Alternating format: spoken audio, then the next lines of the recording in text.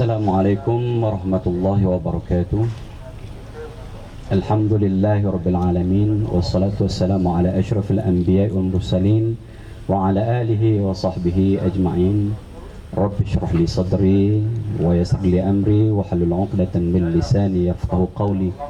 Allahumma dzakkirni ma unsitu min al-Qur'anil karim wa ma nasitu min al-ahaditsin nabawiyyah wa 'allimni ma jahiltu minhuma ya hadzal jalali wal ikram. Amma ba'd. Terima kasih pada tuan pengurusi majlis Encik Suhaimi, Muhammad Suhaimi bin Haji Endut, merangkap Guru Besar Sekolah Kebangsaan Kampung Buluh, ketua-ketua jabatan atau wakil-wakilnya, pemimpin-pemimpin masyarakat, ahli-ahli jawatankuasa PIBG, para guru, serta adik-adik, adik kakak, tuan-tuan, puan-puan sidang jemaah yang dikasihi sekalian. Jadi alhamdulillah pada malam yang berbahagia ini kita dapat sama-sama berada dalam satu majlis yang sangat disukai oleh Allah Subhanahu Wa Taala, sehingga Allah Subhanahu Wa Taala menghantar para malaikatnya, malaikat sayyarah yang kerja mereka ini mencari majlis-majlis zikir untuk mereka tebarkan sayapnya, tanda mereka itu suka dan redha terhadap orang yang melakukan ataupun yang berada di majlis itu. Dan majlis ini adalah Raudhatun min Riyadil Jannah, satu taman daripada taman-taman syurga. Sesiapa yang berminat dengan taman syurga ini, insya-Allah tanda dia berminat dengan taman syurga di akhirat nanti. Nabi SAW menyebut, man salaka tariqan yaltamisu fihi 'ilman sahhalallahu lahu bihi tariqan ilal jannah. Sesiapa yang Allah Subhanahu Wa Taala, barang siapa yang melalui satu jalan, dia berusaha untuk menuntut ilmu di jalan itu, maka Allah Subhanahu Wa Taala akan permudahkan jalan ke syurga. Dan tanda seseorang itu akan selamat di dunia dan di akhirat, akan masuk syurga, mudah sahaja Allah Subhanahu Wa Taala fahamkan terhadap agama ini. Jadi untuk faham terhadap agama ini, kita kena sentiasa berada dalam majlis-majlis ilmu, tuan-tuan dan puan-puan, adik kakak yang dikasihi sekalian. Kerana Nabi SAW menyebut, man yuridillahu bihi khairan yufaqihu fiddin. Sesiapa yang Allah Subhanahu Wa Taala mahukan dia jadi baik, maka Allah SWT fahamkan dia terhadap agama ini. Jadi tuan-tuan dan puan-puan, pada malam yang berbahagia ini kita mengisi ruang yang ada. Walaupun saya sebenarnya hanya tayamum sahaja. Artinya apa? Artinya air tak ada. Bila air tak ada, bolehlah bertayamum. Kalau ada air nanti batallah tayamum itu. Kerana saya sebenarnya dijemput untuk memberi tazkirah selingan sahaja antara tasidah-tasidah baik-baik selawat yang akan dilantunkan pada malam ini. Walaupun begitu, disebabkan rotan tidak ada, akar pun bolehlah mengikat buat sementara. Jadi tuan-tuan dan puan-puan, ya, di Mesir sana ada sebuah makam. Makamnya ialah makam Sayyidah Nafisah. Sayyidah Nafisah ini ialah salah seorang daripada cicit Nabi SAW, maksudnya cucu cicit Nabi SAW. Beliau adalah guru kepada Al-Imam Muhammad bin Idris Asy-Syafi'i ataupun Imam Asy-Syafi'i yang kita amalkan mazhabnya di Malaysia ini. Beliau guru kepada Imam Syafi'i. Sayyidah Nafisah, seorang yang sangat hebat, alim, sentiasa berpuasa dan berdoa pada Allah SWT supaya dimatikan dalam keadaan berpuasa selama 30 tahun. 30 kali naik haji dan menggali kuburnya sendiri dalam bilik dia. Akhirnya dimakamkan di situ. Di atas pintu makam Sayyidah Nafisah ini ada bait-bait syair yang ditulis oleh Al-Imam Asy-Syafi'i rahimahullah ta'ala, yang berbunyi, ya ala baiti rasulillahi hubbukumu fardun minallahi fil qur'ani anzalahu yakfikumu min azimin fakhrin li'annakumu man lam yusalli alaikumu la salata lahu. Wahai ahli keluarga Nabi sallallahu alaihi wasallam, mencintai kamu semua itu adalah kefarduan yang Allah Subhanahu wa taala turunkan di dalam Al-Quran. Cukuplah menjadi satu keagungan, satu kebanggaan yang sangat besar bagi kamu semua. Barang siapa yang tidak berselawat kepada kamu, maka tidak ada sembahyang baginya. Tuan-tuan dan puan-puan, selawat pada Nabi sallallahu alaihi wasallam ni rukun. Kalau kita tidak selawat pada Nabi dalam sembahyang, tuan-tuan dan puan-puan, sembahyang kita tidak sah. Qil kaul yang dhaif dalam mazhab Syafi'i mengatakan selawat kepada ahli keluarga Nabi sallallahu alaihi wasallam pun rukun. Yang mu'tamad, yang asalnya pada Nabi lah. Begitu hebatnya kedudukan Nabi sallallahu alaihi wasallam, begitu hebatnya keturunan Nabi sallallahu alaihi wasallam, ahli keluarga Nabi sallallahu alaihi wasallam. Wajib tuan-tuan dan puan-puan fardu ain. Ni yang kita banyak terlepas pandang. Fardu ain ni lah banyak terlepas pandang. Fardu ain apa tuan-tuan dan puan-puan? Mencintai Nabi sallallahu alaihi wasallam.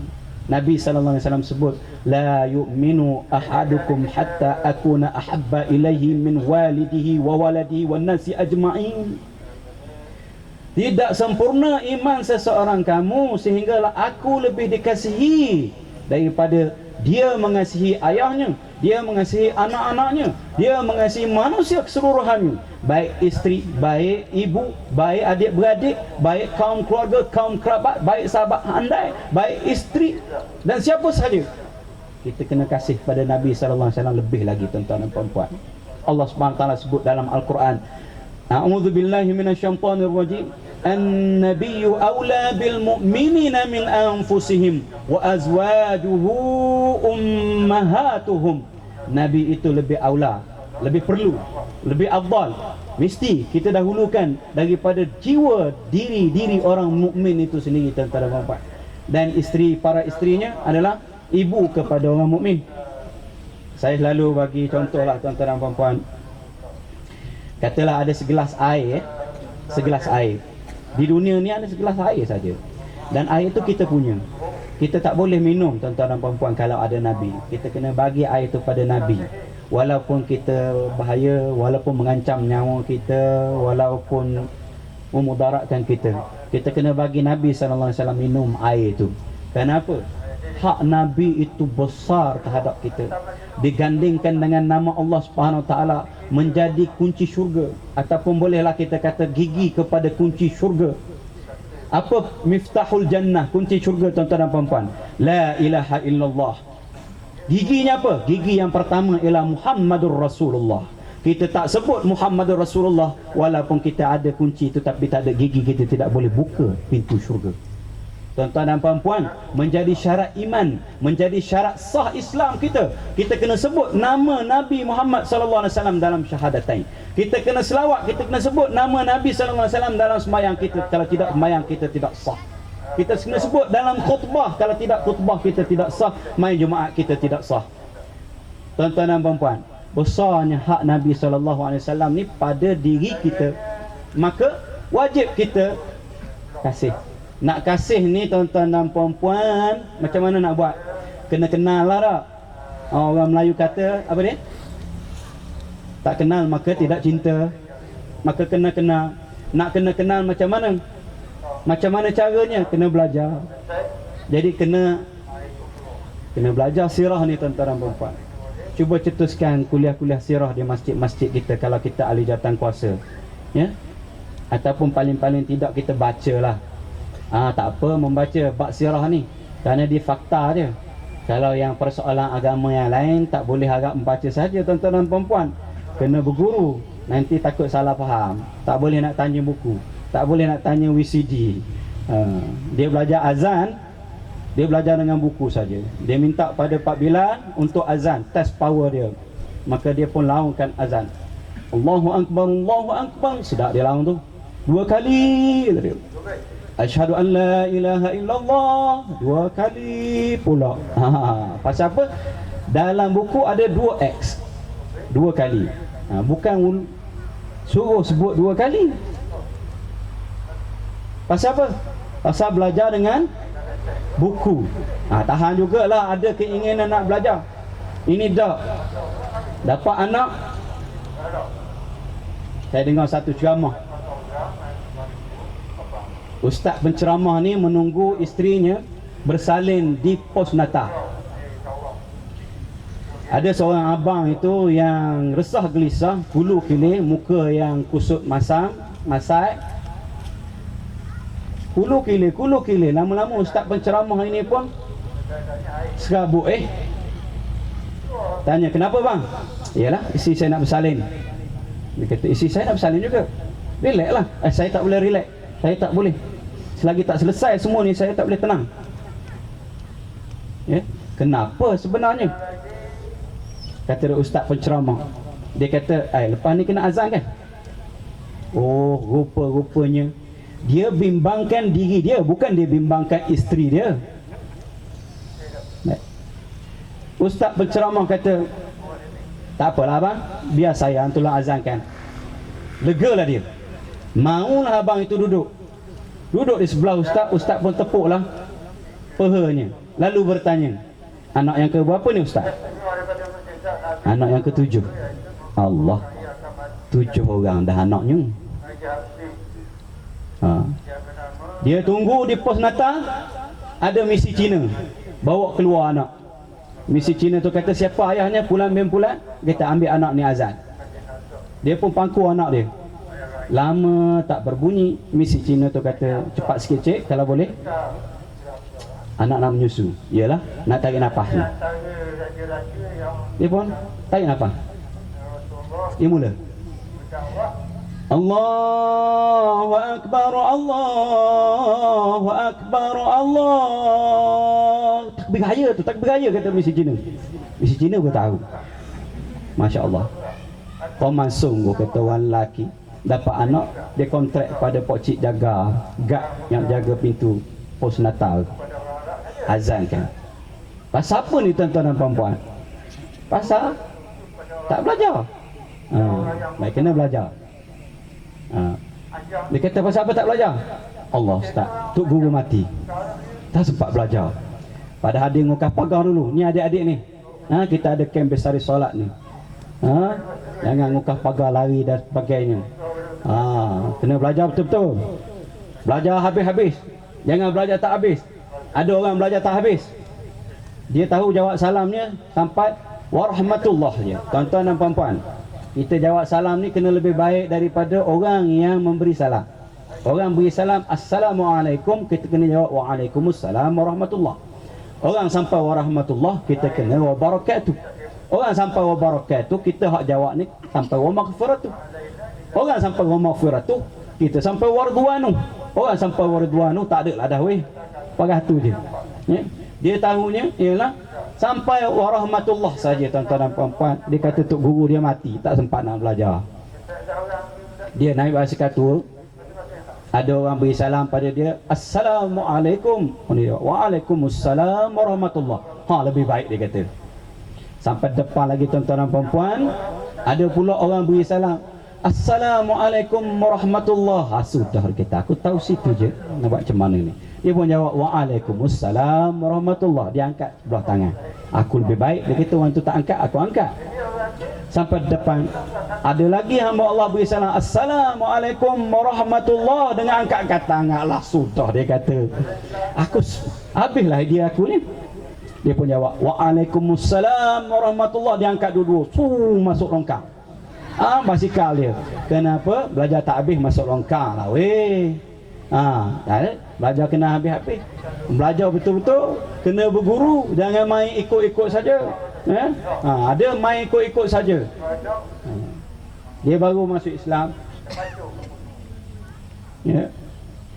Jadinya dia berjumpa dengan Pak Imam. Pak Imam kata mudah je sembahyang ni, ikut je belakang.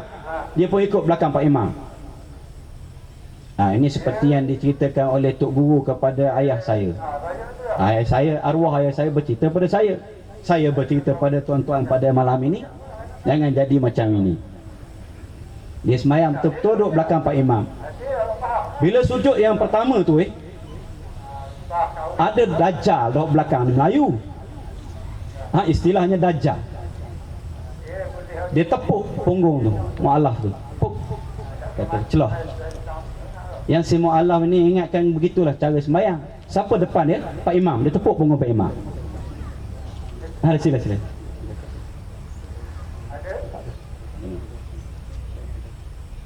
mana? Ada masa sakit tidak. Nanti. Bantuan sampai.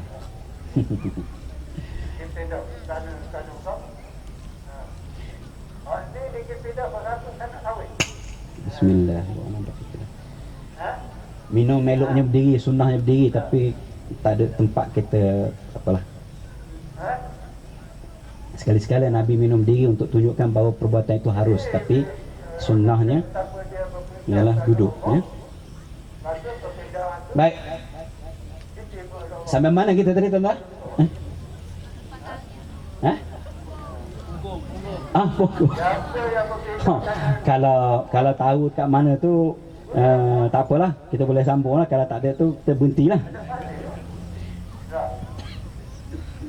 Sujud yang kedua itu, tuan-tuan dan puan-puan, hak Dajjal yang belakang ini tak puas hati. Dia tepuk kuat-kuat, telah tepuk bagi senang. Jadi si mu'allaf ini pun tadi tepuk pula Pak Imam. Pak Imam angkat kaki kanan, kadang belakang. Yang dia pun angkat kaki kanan, tadang dengan belakang. Habis golek satu surau. Banyak sakit ni mayang ini. Kita dia. Pasal apa? Pasal itu dia. Tuan-tuan dan puan-puan. Jadi kena belajar. Agama ini kena belajar berguru. Supaya jangan salah faham. Nampak? Hak sirah tak apa, kita baca sendiri. Bacalah. Belilah di buku, di kedai buku, di Galeri Hidayah, di Jetih. Di mana? Di Muda Osman. Boleh beli buku yang cantik, kertas yang berkualiti, berwarna-warni, binding yang kemas. Kalau tuan-tuan beli pun boleh tahan 100 tahun pun saya rasa mungkin. Beli buku tentang Nabi SAW supaya kita tahu siapa Nabi, siapa namanya, siapa isterinya, siapa anak-anaknya, siapa para sahabatnya, bagaimana perjuangannya, bagaimana kelakuan pribadi akhlaknya, bagaimana ajarannya. Yang terpenting untuk kita kenal, tuan-tuan dan puan-puan. Kalau kita tidak kenal, susah. Takut-takut nanti boleh jadi salah akidah. Ya. Dalam ada abang saya pegawai tentera, dia bercerita dalam tentera ni ada temuduga fardu ain untuk ahli-ahli dia. Jadi ustaz kagat panggil seorang demi seorang anggota-anggota dia untuk ditemuduga fardu ain. Lulus ke tak lulus? Ditanya, sebutkan ada berapa orang Nabi lagi Rasul yang disebut nama-nama yang dalam Al-Quran yang wajib kita tahu. 26 ustaz. Hidup ustaz ni Allah 26. Dah Nabi yang ke-26 tu siapa? Dia kata Nabi Mustafa. Dapat mana? Dapat dalam nasyid Rayhan. Muhammad Al-Mustafa, kata dia. Dia tak tahu nama Al-Mustafa tu maksudnya yang terpilih daripada sekian ramainya manusia yang Allah SWT pernah hidupkan ini. 124,000 Nabi. Daripada 124,000 tu Allah SWT pilih pula 313 orang Rasul. Daripada 313 orang Rasul itu, Allah SWT pilih 25 orang Rasul yang disebut namanya di dalam Al-Quran. Di kalangan 25 itu dipilih pula 5 orang Rasul Ulul Azmi. Dari kalangan 5 orang Rasul Ulul Azmi ini dipilih 2 orang Habibullah, Khalilullah dan Habibullah yang terhebat, yaitu Nabi Ibrahim alaihissalam. Dan dari kalangan 2 orang ini yang terhebat, penutup segala Nabi, penghulu segala Rasul, Muhammad Al-Mustafa. Al-Mustafa maksudnya apa, tuan-tuan dan puan-puan? Yang terpilih. Bukan Nabi Mustafa, Nabi Mustafa. Ni salah akidah ni. Siapa-siapa yang percaya ada Nabi selepas Nabi Muhammad SAW, walaupun tidak membawa syariat, seperti orang-orang Qadianiyah percaya Mirza Ghulam Ahmad itu sebagai Nabi walaupun tidak membawa syariat, maka hukumnya kufur lagi murtad. Itu tuan-tuan dan puan-puan kena tahu. Muhammad bin Abdullah bin Abdul Muttalib bin Hashim bin Abdul Manaf bin Qusay bin Kilab bin Murrah bin Ka'ab bin Lu'ay bin Ghalib bin Fihr bin Malik bin An-Nadar bin Kinana bin Khuzaimah bin Mudrika bin Ilyas bin Mudar bin Nizar bin Ma'ad bin Adnan. Artinya kita selawat tu, Sallallahu ya Adnani. Adnan, ya? Siapa nama Adnan ni? Atau situlah. Itu kita selawat tu. Jadi kena tahu. Tak perlulah sampai situ, tapi paling-paling tidak tuan-tuan dan puan-puan kena tahulah Muhammad bin Abdullah datuknya siapa. Jangan tukar dengan pak saudaranya Abu Talib. Anak-anaknya berapa orang kena tahulah. Dulu kita kecil-kecil dulu dah. Ada nasyid tadika. Anak-anak Nabi ada 7 orang, 3 laki-laki, 4 perempuan. Pertama Qasim, Abdullah, Ibrahim, Zainab, Ruqayyah, Fatimah, Ummi Kalthum. Ibu mereka Siti Khadijah, Ibrahim ibunya Maryatul Qibtiyah. Anak lelakinya sangat bertua, mati kecil-kecil di kota Makkah. Lagu tadika. Tadika pun tadika lah, asal dapat. No. Kena tuan-tuan dan puan-puan. Dulu waktu kita belajar, setiap malam Isnin, setiap malam Jumaat. Malam Jumaat kita baca Barzanji sekali dengan marhaban. Malam Isnin kita akan baca Maulid Dibai sekali dengan marhaban. Dan dalamnya banyak nazam-nazam, banyak qasidah-qasidah yang kita lantunkan. Alhamdulillah, ingatlah keturunan Nabi. Khudhum ala tartibi Abdul Muttalib, Fahashimun Abdul Manaf, Famqusim Qusay ma'akilabithum Ma'mura kabil lu'ay ghalibin lumirra fi riyalihi malikun wa nadaru kinanatun Khuzaimatul Mushtahar wa mudrika Iyasu min mudar. Ingat. Pasal apa? Kita ulang. Kita sebut. Kita lantunkan. Dia akan ingat tuan-tuan dan puan-puan. Jadi boleh baca sendiri sirah ini. Ya. Saya pernah berada di Karachi beberapa tahun. Di sana setiap pagi selepas subuh mereka bangun, buat halaqah bulatan dan mereka akan selawat bahasa Urdu. Syam'i bazmi pelaku salam Mustafa jani rahmat hidayat. Selawat. Sebab itu kita tengok orang Pakistan hebat dari segi kecintaannya kepada Nabi SAW. Pasal apa? Disebut. Jadi alhamdulillah, saya ucapkan syabas dan tahniah kepada pengurusan, terutamanya pihak sekolah, pihak sekolah, kerana berjaya dan juga Ajaran Kuasa mungkin PIBG berjaya mengadakan majlis yang seperti ini. Tak cukup tuan-tuan dan puan-puan, bulan Rabiul Awal saja kita bagi 1 jam, bahkan 35 minit kuliah antara Maghrib dengan Isyak untuk kita kenal Nabi SAW itu. Siapa dia? Akhlaknya bagaimana? Akhlak Nabi SAW, seorang yang sangat pemurah. Bila seorang datang, orang Badui, ditarik ni selendang Nabi SAW berbekah merah, selendang Nabi, apa ni, leher Nabi SAW. Dia kata, berikan ini pada aku. Rasulullah SAW senyum, ambil. Orang datang minta harta, Rasulullah SAW tunjukkan mana? Tunjukkan di lereng bukit tu ada lembu-lembu, kambing-kambing yang ada di lereng bukit tu. Ambil semua. Dia ambil semua sekali. Pemurahnya Nabi SAW. Ibadat Nabi SAW. Nabi ni tak main banyak tuan-tuan dan puan-puan. Dia 11 rakaat je. Tak main banyak, tapi Masya Allah kualiti. Nabi SAW semayang malam. Satu kali seorang sahabat ikut di belakang, Nabi SAW buka surah Al-Baqarah. Surah Al-Baqarah tuan-tuan dan puan-puan berapa ayat? 286 ayat. Dulu waktu saya sekolah kena denda. Kena denda masbuk semayang jemaah. Kebetulan sekolah duduk dekat dengan kubur, sebelah kubur. Ustaz suruh apa? Lepas Isyak pergi baca surah Al-Baqarah di kubur. Ambil lilin, letak atas batu nisan, baca surah Al-Baqarah 2.5 jam. Tuan-tuan dan puan-puan, 2.5 jam. Nabi SAW baca surah Al-Baqarah. Sahabat ni kata apa? Sahabat ni kata kalau cukup 100 ayat nanti Nabi rukuk. Nabi tidak rukuk tuan-tuan dan puan-puan. Sahabat ni dalam hati dia kata habis surah Al-Baqarah ni nanti Nabi rukuk. Nabi tidak rukuk tuan-tuan dan puan-puan. Habis surah Al-Baqarah Rasulullah sallallahu alaihi wasallam buka pula Ali Imran. Habis surah Ali Imran, Nabi sallallahu alaihi wasallam baca pula surah An-Nisa dalam satu rakaat.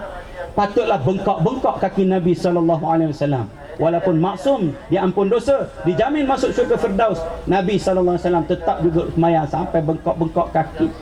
Ju'ilatis salatu qurrata aini, kata Nabi sallallahu alaihi wasallam. Nabi bergembira, Nabi berhibur dengan sembahyang. Sebab itu bila Nabi suruh Sayyidina Bilal untuk qamat, Nabi tak kata aqimus salah ya Bilal.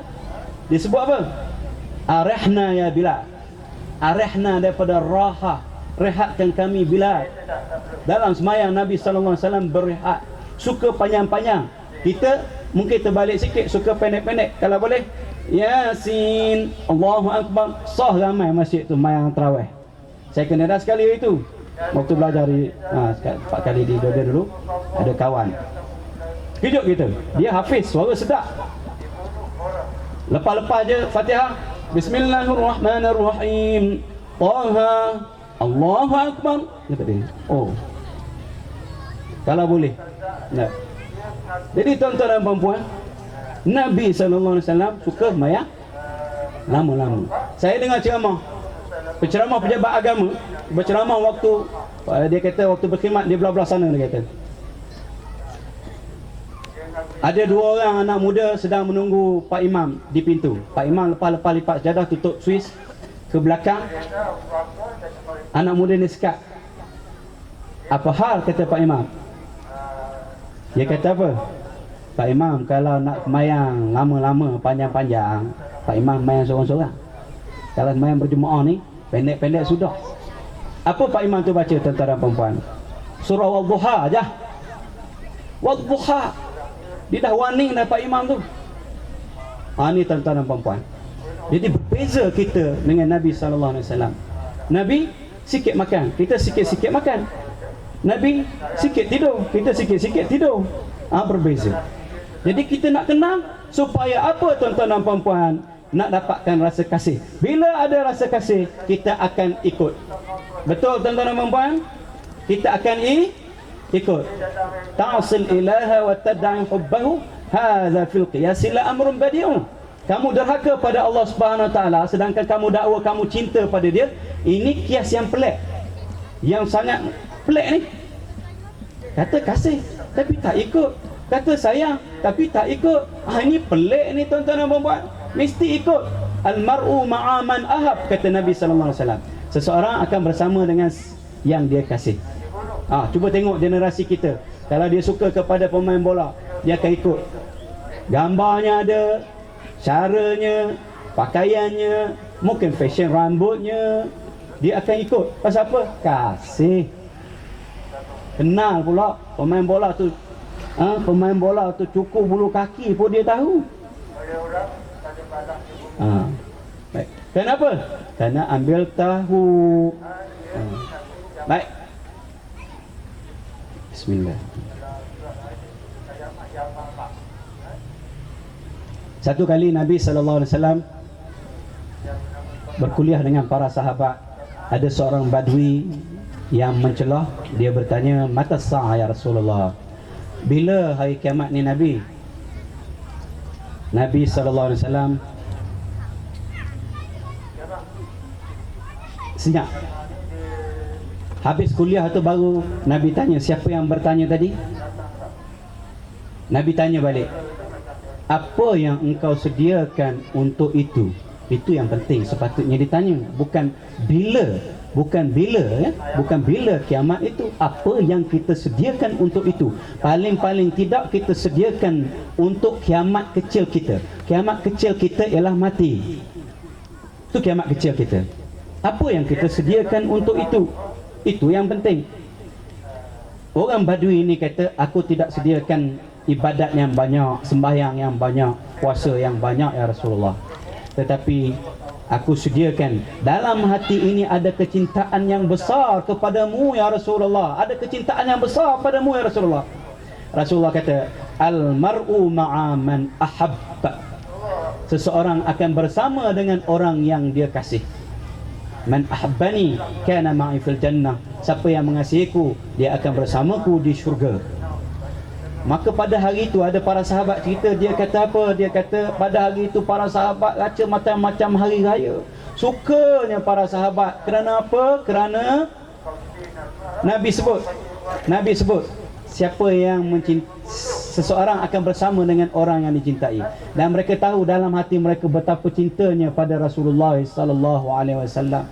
Sebab itu Abu Sufyan ada menyebut, dia kata waktu itu masih belum Islam, ma ra'aitu ahadan yuhibbu ahadan ka ashabi Muhammadan. Aku tak pernah tengok seseorang mengasihi seorang yang lain seperti apa? Seperti sahabat-sahabat Muhammad mengasihi Muhammad. Aku tak pernah tengok. Kenapa? Para sahabat ni, tuan-tuan dan perempuan, sangat kasih pada Nabi sallallahu alaihi wasallam. Seorang wanita Ansar yang diberitakan kepadanya, ayah dia, suami dia, abang dia gugur dalam perang syahid. Gugur syahid dalam perang Uhud. Gugur syahid 3 orang. Orang yang paling rapat, suami, ayah, abang.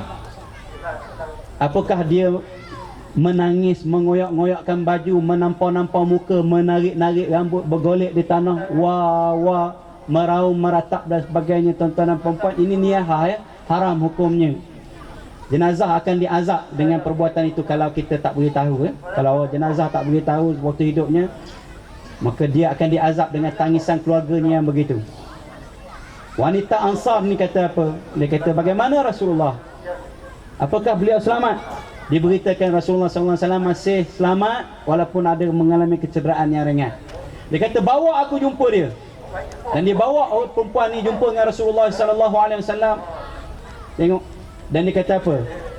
Kullu musibatin ba'daka jalal. Semua musibah selepas aku dapati engkau selamat ya Rasulullah menjadi kecil. Biarlah mati ayah, biarlah mati suami, biarlah mati abang. Yang pentingnya Rasulullah SAW selamat. Kecintaan pada Nabi SAW, ya? Bila kita cinta, kita rindu. Bila sebut rindu ni, saya teringat satu hadis Nabi SAW. Hadis ini hadis yang diriwayatkan oleh ramai para sahabat, kerana para sahabat ramai yang mendengar, yang melihat peristiwa ini dengan mata kepala mereka, iaitu hadis tentang tunggul kurma. Nabi SAW diri di atas tunggul kurma itu untuk berkhutbah. Mari seorang wanita Ansar, dia kata, apa ya Rasulullah, apa cerita kalau kita buat satu mimbar baru? Maka dibuatlah mimbar untuk Rasulullah SAW berkhutbah pada hari Jumaat ataupun beri kuliah. Dan pada hari Zuhur itu Nabi SAW sewaktu berkhutbah, dengar rengekan seperti apa? Seperti unta yang sudah 10 bulan mengandung. Rengekan. Jadi para sahabat cari-cari, tuan-tuan dan perempuan, dapat kat mana? Dapat dekat tunggul tu. Rupa-rupanya keluar betul-betul daripada tunggul itu. Nabi SAW turun daripada mimbar dan letakkan tangan yang mulia. Barulah senyap tunggul itu, tuan-tuan dan perempuan. Dan tunggul itu akhirnya diambil oleh sahabat Ubay bin Ka'ab, dibawa ke rumah dia, dan akhirnya musnah dimakan anak-anak. Jadi tuan-tuan dan perempuan, Imam Al-Hasan Al-Basri apabila membaca hadis ini, menangis Imam Hasan Al-Basri. Kenapa tuan-tuan dan perempuan? Dia kata, Allahu Akbar. Tunggul kurma pun rindu pada Rasulullah SAW. Tunggul kurma rindu pada Nabi SAW. Kita sepatutnya dalam hati kita ada. Kenapa? Kerana kita umat, kita ini manusia. Dan untuk mendapatkan itu, apa kita sebut? Mesti kenal terlebih dahulu. Dah kenal, baru kita cinta, baru kita rindu. Buat masa sekarang ni, tuan-tuan dan perempuan, ada tak ada rasa itu dalam hati kita? Saya bersembang dengan seorang pakcik selepas kuliah di pondok. Saya keluar, dia belanja saya minum, bercerita tentang kalimah syahadat la ilaha illallah. Siapa Allah di hati kita? Bila kita sebut Allah, ada rasa ataupun tidak ada rasa? Bila kita sebut tiang, apakah serupa dengan kita sebut Allah? Tuhan, ada rasa? Allah, ada rasa? Dia kata ada rasa. Alhamdulillah, pakcik dah lama beramal. Saya sebut pula, ya tuan-tuan dan perempuan, Muhammadur Rasulullah. Siapa Nabi Muhammad itu di hati kita? Saya kata bila kita sebut Muhammad, ada rasa apa? Nabi Muhammad, ada rasa apa? Dia senyap. Dan saya sebut nama seorang artis yang terkenal di Malaysia ini, Menangis pakcik tu, menangis tuan-tuan dan puan-puan. Kenapa? Kerana itulah yang kita perlu usahakan. Jadi untuk kita dapatkan itu, kita perlu sebut-sebut, kita perlu ulang-ulang baca, ulang-ulang dengar. Dan pada malam ini alhamdulillah, antara usaha yang kita buat, selawat perdana. Bila kita sebut, kita akan ingat insya-Allah. Ya, man ahabba syai'an fa aksara min zikrih. Siapa yang menyukai sesuatu, dia akan banyak menyebut-nyebutnya. Kita menyebut nama Nabi Muhammad ini dalam bentuk apa? Bentuk selawat, tuan-tuan dan puan-puan. Selawat ini satu ibadat yang istimewa. Kerana apa? Allah SWT perintahkan kita semayang, Allah tidak semayang. Allah SWT perintahkan kita berpuasa, Allah tidak berpuasa, tidak berzakat, tidak berhaji. Tetapi Allah SWT perintahkan kita untuk berselawat. Allah berselawat. Inna Allah wa malaikatahu yusalluna ala nabi ya ayyuhalladzina amanu sallu alaihi wa sallimu taslima. Sesungguhnya Allah Subhanahu wa taala dan para malaikatnya berselawat kepada Nabi sallallahu alaihi wasallam. Yusalluna ni tuan-tuan dan puan-puan, kalau kita belajar bahasa Arab ialah fi'il mudhari' yadullu 'ala al-istimrar, dia berterus-terusanlah Allah Subhanahu wa taala dan para malaikatnya berselawat pada Nabi sallallahu alaihi wasallam. Wahai orang-orang yang beriman, maka hendaklah kamu berselawat kepadanya dan memberi salam dengan sepenuh-penuhnya. Kepada siapa? Kepada junjungan besar kita Nabi Muhammad sallallahu alaihi wasallam. Jadi selawat Allah ni dia beri rahmat, ziyadatul ridwan, ziyadatul ihsan. Allah bagi ihsan, bagi keredaan pada Rasulullah sallallahu alaihi wasallam. Selawat para malaikat, doa dan istighfar. Selawat kita, doa dan ta'zim, ya. Kita membesarkan Nabi sallallahu alaihi wasallam. Dan selawat ini sangat besar pahala dan fadilatnya. Dalam kitab Tafsir Al-Munir oleh Dr. Wahbah Az-Zuhaili ada